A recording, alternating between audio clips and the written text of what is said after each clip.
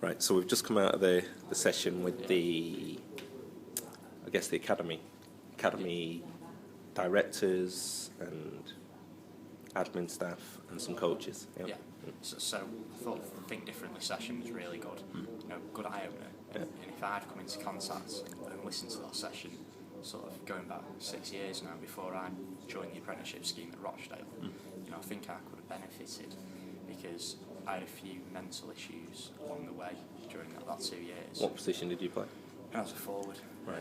And then basically a couple of months into my apprenticeship I was converted into a midfielder, basically because my attributes complemented that role in a better way, so the coaches said. So that wasn't an issue in terms of how I played, and that's probably not why it panned out how it did, because I got released at 18. But I think I had a few mental issues along the way. What type? Specifically, I had a few sort of exterior issues back at home, and I moved away from home for 2 years. Right. And that wasn't so much the problem, but it was things going on back at home I couldn't really affect from where I was. Parents. Parents. Parents. It was basically parents and family stuff. Yeah. But prior to actually signing for Rochdale, in the area I was in, I was always positive.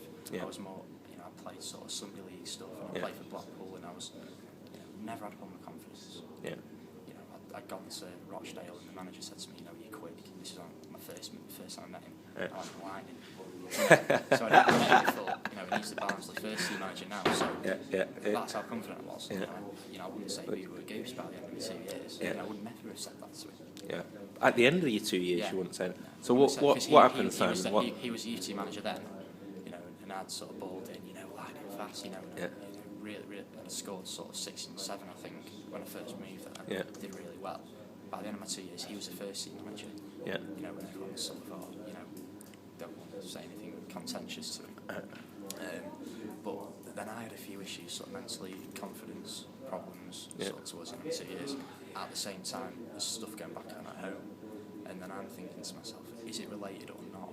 And that's where I didn't know if I had no confidence or I wasn't playing well, and whether I was just using that as an excuse, or whether it was actually genuinely affecting me, and I didn't know. So if you rewound now, okay, so you say 6 years, so you're not long, you're in your early 20s. Sort of 4 years on from being released now. Okay, right. So let's say you've rewound. Yeah. What would you do differently? Let's forget the club. What would you do differently to resolve that scenario right now? Yeah. Or knowing what you've just said. I would probably have had to have gone and spoken to somebody. Okay. Spoke about it because I couldn't, because that was the issue. In normal circumstances, you go and speak to your parents. Yeah. You go and speak to them. Yeah.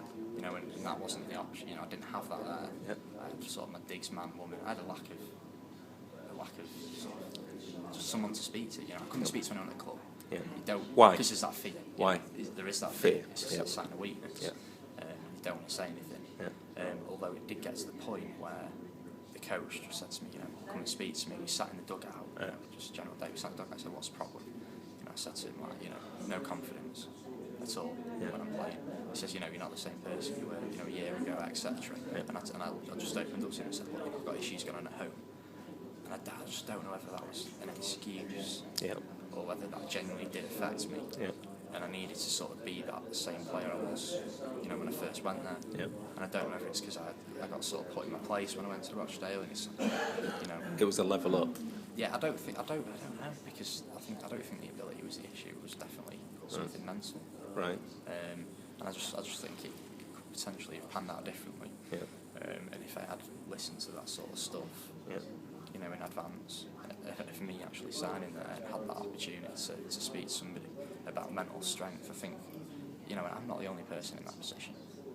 And I think there's a lot of apprentices now, and a lot of 16-year-olds get a big shock, going and living away from home. You spend more time in the town that you're now living in digs, away from the club than you do in the club. And that's a lot of time. Sort of doing nothing. Yeah, exactly. Yeah. Thinking about it too. And that's where, with no support structure, you can't speak to anyone. That's the issue. Yeah, and that's where working on your own mental game, having the confidence to sit down with somebody, having that honest conversation, but working on your mental game as well as your technical game as well as your physical game. Yeah. You know, you've got to do all three to go to the next level. The other thing is we think, oh, look, who's one person you can speak to? Your parents. So you finish training, you might have played all right, or you might have had a bit of fallout or played crap. You speak to your dad, yeah, it's fine, did really well. Yeah. So you know, who is the honest person you have that conversation with? Yeah.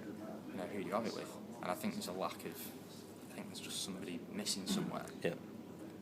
I don't know if that's what no, it is. that's what, you know, again, that's where, you know, type of person that you would speak to, like me, a performance coach, you know, somebody neutral. That's what you need. Somebody neutral perspective, gets you to think differently about a scenario, gets you to look at it from a different perspective. And the other thing is, so I would never have gone to play for England anyway. But you know, there might be a player that has issues, sort of, you know, hasn't had mental training, has fallen out of the game for whatever reason, you know, and that's sort of starved the nation of, you know, potential star. You know, just because of a lack of training or whatever it may be. Well, hopefully we're going to resolve that, aren't we, with some of these sessions. So, but that, you know, that could be the longer term issue. Yeah, good. Appreciate that. Yeah. No.